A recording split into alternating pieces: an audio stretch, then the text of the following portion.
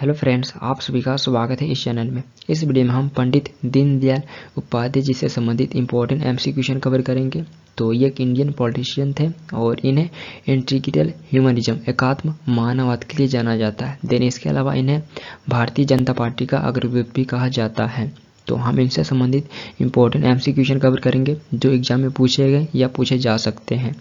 Then मैं इसके अलावा मॉडर्न इंडिया के और भी इंपॉर्टेंट पर्सनैलिटी पे एमसीक्यू में कवर किया हूँ, तो आप उन लेक्चर को भी देख सकते हैं। मैं प्लेलिस्ट का लिंक आई बटन और डिस्क्रिप्शन में दे दूंगा। तो इस वीडियो में हम पंडित दीनदयाल उपाध्याय जी पे फोकस रखेंगे। तो यहाँ पे हमारा फर्स्ट क्वेश्चन है, in which district of Uttar Pradesh was Pandit Deendayal Upadhyay born. Pandit Deendayal Upadhyay ji का जन्म उत्तर प्रदेश के किस जिले में हुआ था। तो यहाँ पे आपको बताना है इनका जन्म उत्तर प्रदेश के किस डिस्ट्रिक्ट में हुआ था। तो ऑप्शन ए राइट आंसर है मथुरा। इनका जन्म मथुरा में हुआ था। तो ऑप्शन ए राइट आंसर है मथुरा। एंड फ्रेंड्स, यहाँ पे पंडित दीनदयाल उपाध्याय जी से संबंधित कुछ बेसिक पॉइंट है, तो आप इसे पॉज कर देख सकते हैं। जैसे कि इनके फादर का नाम क्या था, इनके मदर का नाम क्या था, इनका जन्म कब हुआ था या कहाँ पे हुआ था। तो ये कुछ बेसिक पॉइंट है जो यूनिवर्सिटी एग्जाम में पूछ लिए जाते हैं, तो आप इसे पॉज कर देख सकते हैं। सिर्फ हम इस वीडियो में एमसीक्यू पे फोकस रखेंगे। नेक्स्ट है, who among the following provided a monthly scholarship of 10 rupees to Deendayal for higher education. निम्नलिखित में से किसने दीनदयाल को हायर एजुकेशन के लिए 10 रुपये की मंथली स्कॉलरशिप प्रोवाइड की। तो ऑप्शन सी राइट आंसर है महाराजा ऑफ सीकर। सीकर के महाराजा ने पंडित दीनदयाल जी को हायर एजुकेशन के लिए 10 रुपये की मंथली स्कॉलरशिप प्रोवाइड किए हुए थे। तो ऑप्शन सी राइट आंसर है। देन इसके अलावा एक गोल्ड मेडल और बुक बाय करने के लिए 250 रुपये भी दिए हुए थे सीकर के महाराजा। तो ऑप्शन सी राइट आंसर है। नेक्स्ट है, when did Pandit Deendayal Upadhyay started full time work in the Rashtriya Swayamsevak संघ। पंडित दीनदयाल उपाध्याय ने कब से पूरी तरह राष्ट्रीय स्वयंसेवक संघ के लिए कार्य करना शुरू किया। तो ऑप्शन बी राइट आंसर है 1942। 1942 से पंडित दीनदयाल उपाध्याय जी आरएसएस के लिए फुल टाइम कार्य करना शुरू किए थे। तो ऑप्शन बी राइट आंसर है। तो 1942 में आरएसएस के लाइफ टाइम वॉलंटियर बन गए थे पंडित दीनदयाल उपाध्याय जी। ऐसे ज्वाइन ये 1937 के आसपास में ही कर लिए थे आरएसएस को। ये 1937 के आसपास में आरएसएस को ज्वाइन कर लिए थे, बट लाइफ टाइम वॉलंटियर ये 1942 में बने थे। और यहीं पे आपसे पूछा जाएगा आरएसएस का स्थापना कब हुआ था। तो 1925 में आरएसएस का स्थापना हुआ था। किनके द्वारा। तो केशव बलिराम हेडगेवार। केशव बलिराम हेडगेवार के द्वारा आरएसएस का स्थापना 1925 में किया गया था। और केशव बलिराम हेडगेवार ये नागपुर में एक डॉक्टर थे। तो ये 1925 में आरएसएस की स्थापना किए हुए थे। और पंडित दीनदयाल उपाध्याय जी लाइफ टाइम वॉलंटियर बन गए थे 1942 में। तो ऑप्शन बी राइट आंसर है। नेक्स्ट है, who among the following launched the magazine राष्ट्र धर्म। निम्नलिखित में से किसने राष्ट्र धर्म पत्रिका को लॉन्च किया था। तो ऑप्शन सी राइट आंसर है दीनदयाल उपाध्याय। दीनदयाल उपाध्याय जी राष्ट्र धर्म मैगजीन को लॉन्च किए हुए थे। तो ऑप्शन सी राइट आंसर है। नेक्स्ट है, what type of magazine was राष्ट्र धर्म। राष्ट्र धर्म किस प्रकार की पत्रिका थी। तो यहाँ पे अब आपको बताना है राष्ट्र धर्म ये किस प्रकार की मैगजीन थी। तो ऑप्शन बी राइट आंसर है मंथली। राष्ट्र धर्म एक मंथली मैगजीन थी। तो राष्ट्र धर्म एक मंथली मैगजीन थी जो 1940 के दशक में दीनदयाल उपाध्याय जी के द्वारा लखनऊ से शुरू किया गया था। तो ये लखनऊ से पब्लिश किए हुए थे। तो ये इंपॉर्टेंट है, प्लेस पूछे जा सकते हैं। राष्ट्र धर्म को कहाँ से पब्लिश किया गया था। तो लखनऊ से। और इस मैगजीन को हिंदुत्व आइडियोलॉजी को स्प्रेड करने के लिए उपयोग किया जाता था। देन इसके अलावा उपाध्याय जी के द्वारा एक वीकली मैगजीन पंचजन्य को शुरू किया गया था और एक डेली मैगजीन स्वदेश को शुरू किया गया था। तो ये 3 मैगजीन को शुरू किए हुए थे। एक मंथली मैगजीन था राष्ट्र धर्म, देन इसके अलावा वीकली एक सप्ताही मैगजीन पंचजन्य था और एक डेली स्वदेश। तो ये तीनों इंपॉर्टेंट, तीनों नाम पूछे जाते हैं। नेक्स्ट है, who was the first editor of Panchajanya. Panchajanya के प्रथम संपादक कौन थे। तो यहाँ पे आपको बताना है पंचजन्य मैगजीन के प्रथम संपादक कौन थे। तो ऑप्शन डी राइट आंसर है अटल बिहारी वाजपेयी। अटल बिहारी वाजपेयी जी पंचजन्य मैगजीन के प्रथम संपादक फर्स्ट एडिटर थे? तो ऑप्शन डी राइट आंसर है। तो यह मैगजीन आरएसएस प्रचारक दीनदयाल उपाध्याय जी के द्वारा 1948 में मकर संक्रांति के दिन लॉन्च किया गया था और शुरुआती में यह मैगजीन लखनऊ से पब्लिश किया जाता था। पंचजन्य मैगजीन ये शुरुआती में लखनऊ से पब्लिश किया जाता था और इस मैगजीन के प्रथम एडिटर अटल बिहारी वाजपेयी जी थे, जो बाद में भारत के पीएम भी बने हुए थे। नेक्स्ट है विच मैगजीन्स वेयर स्टार्टेड बाय पंडित दीनदयाल उपाध्याय? पंडित दीनदयाल उपाध्याय जी ने कौन सी पत्रिकाएं शुरू की? तो यहाँ पे आपको बताना है इनके द्वारा कौन कौन सी पत्रिकाएं शुरू की गई थी। तो ऑप्शन डी राइट आंसर है, ऑल ऑफ दीज। इनके द्वारा स्वदेश, पंचजन्य और राष्ट्र धर्म ये तीनों पत्रिकाएं शुरू की गई थी। तो राष्ट्र धर्म ये जान ही रहेंगे, ये एक मंथली मैगजीन था, पंचजन्य ये एक वीकली मैगजीन था और स्वदेश एक डेली मैगजीन था। तो ये तीनों मैगजीन पंडित दीनदयाल उपाध्याय जी के द्वारा शुरू की गई थी। तो ऑप्शन डी राइट आंसर है, ऑल ऑफ दीज। नेक्स्ट है Pandit Deendayal Upadhyay had written drama on which Indian king? Pandit Deendayal Upadhyay ji ने किस भारतीय राजा पर नाटक लिखा था? तो यहाँ पे आपको बताना है ये किस इंडियन किंग पे नाटक लिखे हुए थे। तो ऑप्शन डी राइट आंसर है, चंद्रगुप्त मौर्य। ये चंद्रगुप्त मौर्य पे नाटक लिखे हुए थे और ये नाटक ये हिंदी लैंग्वेज में लिखे हुए थे, हिंदी भाषा में लिखे हुए थे। देन इसके अलावा ये शंकराचार्य के बायोग्राफी भी लिखे हुए थे। और यहीं पर हम बात कर लें चंद्रगुप्त मौर्य के बारे में, तो इनके बारे में जान ही रहेंगे। ये 4th सेंचुरी बीसी में मौर्य एम्पायर की स्थापना किए हुए थे। तो इससे पहले मैं मौर्य एम्पायर पे कवर किया हूँ, तो आप उस लेक्चर को भी देख सकते हैं, मैं आई बटन पर लिख दे दूंगा। तो पंडित दीनदयाल उपाध्याय जी चंद्रगुप्त मौर्य पे नाटक लिखे हुए थे। ऑप्शन डी राइट आंसर है। नेक्स्ट है Pandit Deendayal Upadhyay belong to which political party? Pandit Deendayal Upadhyay किस राजनीतिक दल से संबंधित थे? तो ऑप्शन बी राइट आंसर है, भारतीय जनसंघ।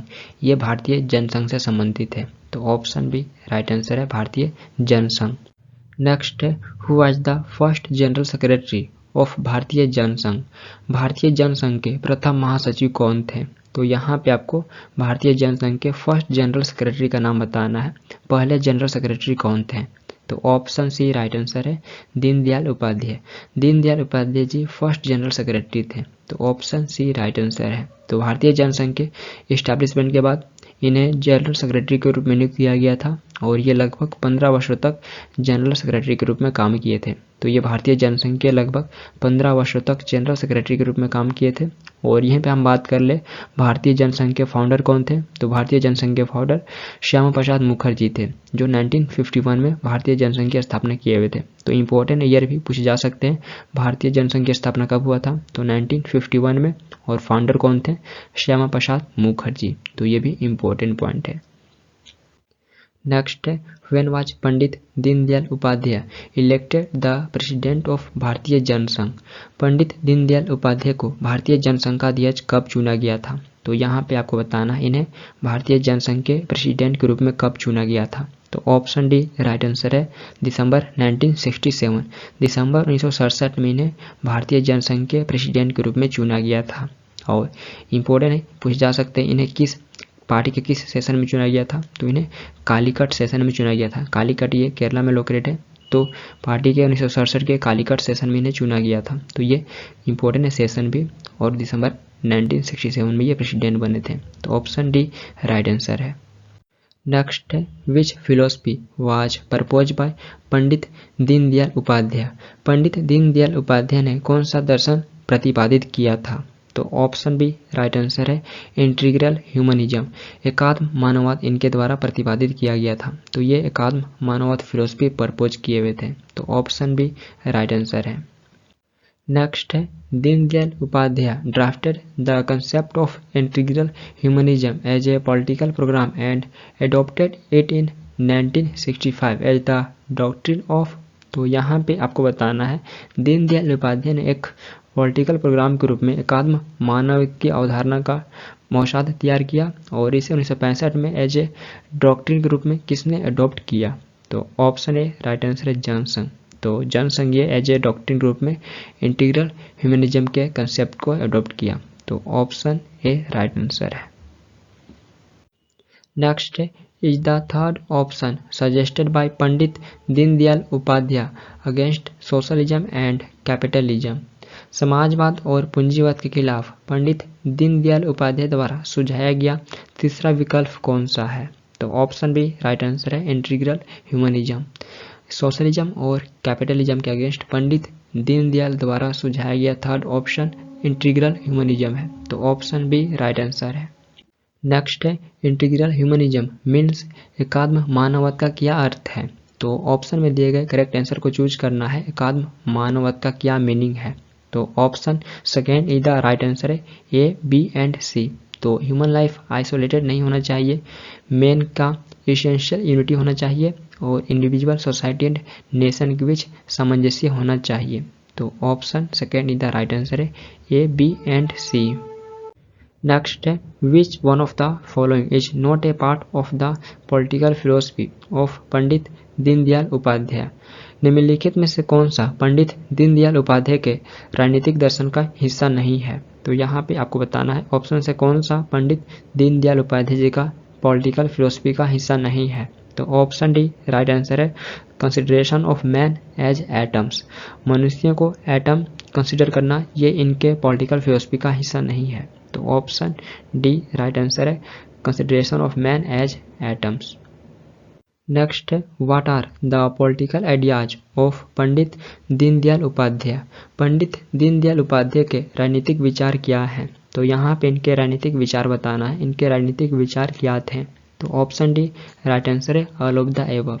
वेस्टर्न साइंस को वेलकम करना, ये इनके राजनीतिक विचार थे। देन नेक्स्ट है एक इंडिजीनियस मॉडल डेवलप करना जो ह्यूमन बींग से फोकस हो, तो ये भी इनके राजनीतिक विचार थे। देन नेक्स्ट है western capitalist individualism and Marxist socialism, ये दोनों को अपोज किए हुए थे, तो ये भी इनके राजनीतिक विचार थे।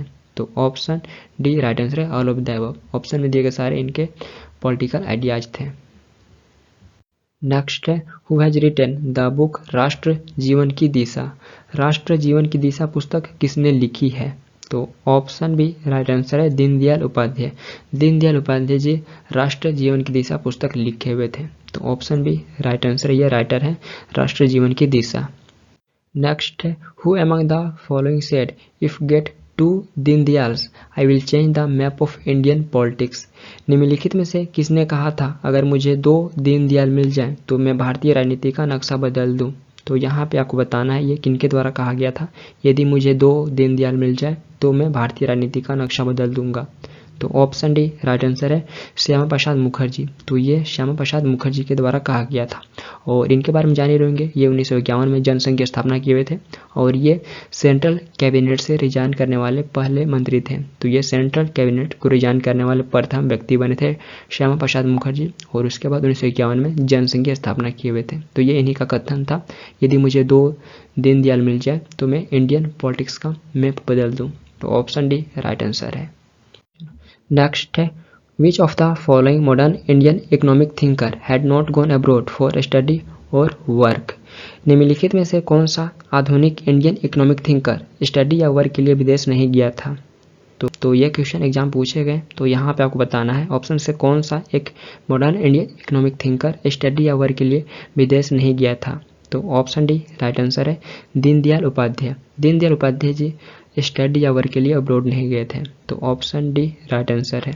देन इसके अलावा हमें ऑप्शन में बी आर अम्बेडकर भी देखने को मिल रहे हैं। तो बी आर अम्बेडकर ये पहले इंडियन बने थे जो अब्रॉड में इकोनॉमिक्स में पीएचडी की डिग्री किए थे। तो ये अब्रॉड से इकोनॉमिक्स में पीएचडी की डिग्री करने वाले पहले इंडियन बने थे बी आर अम्बेडकर जी। और दीनदयाल उपाध्याय ये अब्रॉड नहीं गए हुए थे स्टडी या वर्क के लिए, तो ऑप्शन डी राइट आंसर है। नेक्स्ट है which statement about Pandit Deendayal Upadhyay is not true. Pandit Deendayal Upadhyay के बारे में कौन सा कथन सत्य नहीं है? तो यहाँ पे आपको बताना है ऑप्शन से कौन सा एक स्टेटमेंट पंडित दीनदयाल उपाध्याय के बारे में सत्य नहीं है यानी ट्रू नहीं है। तो ऑप्शन ए राइट आंसर है, ये स्टेटमेंट सत्य नहीं है क्योंकि ये मार्क्सिस्ट सोशलिज्म के अगेंस्ट में थे। तो ये स्टेटमेंट रॉन्ग है पंडित दीनदयाल उपाध्याय के बारे में, तो ऑप्शन ए राइट आंसर है। नेक्स्ट है according to Pandit Deendayal Upadhyay which of the following are not objectives of the Indian economy. Pandit Deendayal Upadhyay के अनुसार निम्नलिखित में से कौन से भारतीय अर्थव्यवस्था के ऑब्जेक्टिव नहीं है। तो यहाँ पे आपको बताना है इनके अनुसार निम्नलिखित में से कौन से इंडियन इकोनॉमी के ऑब्जेक्टिव नहीं है। तो ऑप्शन बी राइट आंसर है, a solution to problems of poverty and unemployment. तो ये इनके अनुसार इंडियन इकोनॉमी का ऑब्जेक्टिव नहीं है। तो ऑप्शन बी राइट आंसर है। नेक्स्ट है, on which date is the death anniversary of Pandit Deendayal Upadhyay observed. Pandit Deendayal Upadhyay की पुण्यतिथि किस डेट को ऑब्जर्व की जाती है। तो ऑप्शन सी राइट आंसर है, 11 फरवरी। 11 फरवरी को इनके डेथ एनिवर्सरी को ऑब्जर्व किया जाता है। तो ये 1968 में फरवरी में सियालदा एक्सप्रेस से लखनऊ से पटना जा रहे थे। ये सियालदा एक्सप्रेस से लखनऊ से पटना जा रहे थे, तो उसी दौरान ये 11 फरवरी को मुगलसराय में मृत पाए गए थे। तो 11 फरवरी को इनके डेथ एनिवर्सरी को ऑब्जर्व किया जाता है। तो ऑप्शन सी राइट आंसर है। तो ये मुगलसराय में मृत पाए गए थे 11 फरवरी को। तो ये भी प्लेस भी पूछे जा सकते हैं, ये कहाँ पे मृत पाए गए थे। तो ये मुगलसराय में पाए गए थे। नेक्स्ट है, the Mughalsarai railway station has been renamed after. Mughalsarai railway station का नाम बदलकर क्या कर दिया गया है। तो ऑप्शन बी राइट आंसर है, दीनदयाल उपाध्याय। मुगलसराय रेलवे स्टेशन का नाम बदलकर अब पंडित दीनदयाल उपाध्याय जंक्शन कर दिया गया है, और ये 2018 में ऑफिशियली 2018 में चेंज किया गया है। तो ऑप्शन बी राइट आंसर है, अब दीनदयाल उपाध्याय जंक्शन कर दिया गया है। नेक्स्ट है, the Mughalsarai junction has renamed as Deendayal Upadhyay railway station, it is located in which state. तो यहाँ पे आपको बताना है मुगलसराय जंक्शन का नाम बदलकर दीनदयाल उपाध्याय रेलवे स्टेशन रखा गया है, तो ये किस स्टेट में स्थित है। तो ऑप्शन सी राइट आंसर है, उत्तर प्रदेश। दीनदयाल उपाध्याय रेलवे स्टेशन ये आपको उत्तर प्रदेश में देखने को मिलेगा। तो ऑप्शन सी राइट आंसर है, ये भी क्वेश्चन पूछेगा एग्जाम में। नेक्स्ट है, which port in India has been renamed as Deendayal port. Bharat में किस बंदरगाह का नाम बदलकर दीनदयाल बंदरगाह कर दिया गया है। तो यहाँ पे आपको बताना है भारत में किस पोर्ट का नाम बदलकर दीनदयाल पोर्ट कर दिया गया है। तो ऑप्शन डी राइट आंसर है, कांडला पोर्ट। कांडला पोर्ट का नाम बदलकर अब दीनदयाल पोर्ट कर दिया गया है। तो कांडला पोर्ट ये भारत का one of the 13 major port में से एक है, जो आपको गुजरात के कच्छ डिस्ट्रिक्ट में देखने को मिलेगा। तो भारत में टोटल 13 मेजर पोर्ट है, तो उसमें से एक कांडला पोर्ट भी है। तो कांडला पोर्ट का नाम बदलकर दीनदयाल पोर्ट कर दिया गया है। तो ऑप्शन डी राइट आंसर है। तो इस वीडियो में हम पंडित दीनदयाल उपाध्याय से इंपॉर्टेंट क्वेश्चन कवर करने की कोशिश की, जो एग्जाम पूछे जा सकते हैं या पूछे गए हैं। और ऐसे में आप सभी को बता देना चाहता हूँ, ये एक रिकमेंडेड वीडियो था। तो आप में से किसी एक जन ने आज से लगभग 1 मंथ पहले मुझे रिकमेंड किए थे इन पे वीडियो बनाने के लिए, लेकिन उस टाइम की कमी कारण मैं इस लेक्चर को कवर नहीं कर पाया था। तो उम्मीद है ये वीडियो आप सभी के लिए इंपॉर्टेंट होगा। यदि इंपॉर्टेंट होगा तो आप अपना फीडबैक दे सकते हैं, और इस वीडियो को भी लाइक, कमेंट एंड शेयर कर सकते हैं, और इस चैनल को भी सब्सक्राइब कर सकते हैं फॉर मोर वीडियोज। तो हम फिर मिलते हैं नेक्स्ट वीडियो के साथ। Thank you for watching this video. Thank you.